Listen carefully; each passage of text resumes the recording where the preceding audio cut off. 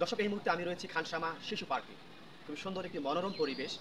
স্থানীয় যারা কর্মকর্তা ব্যক্তিত্ব রয়েছেন, তারা এই শিশু পার্কটি তৈরি করেছেন। জেলা প্রশাসক যারা রয়েছেন তাদের নেতৃত্বে এই শিশু পার্কটি গড়ে উঠেছে।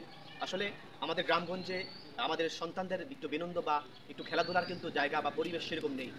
আমাদের সন্তানেরা লেখাপড়ার পাশাপাশি একটু খেলতে চায়, একটু বিনোদন পেতে চায়। তো সেরকম পরিবেশ এই এলাকার জেলা প্রশাসক বা এই আগের যারা এমপি মহোদয় ছিলেন তারা এই শিশু পার্কটি সুন্দরভাবে আস্তে আস্তে ধীরে ধীরে গড়ে তুলেছেন।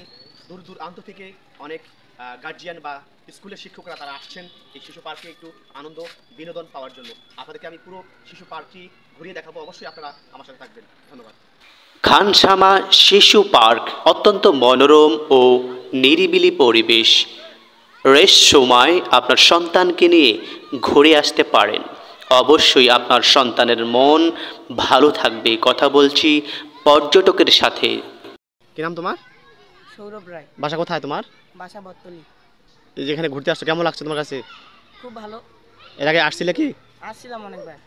তারপর আসতে খুব ভালো লাগে, তাই না? হ্যাঁ। কোন ক্লাসে পড়ো? ক্লাস 7। কে কে আসছো এখানে? আমার ভাই সঙ্গে আছে। ধন্যবাদ।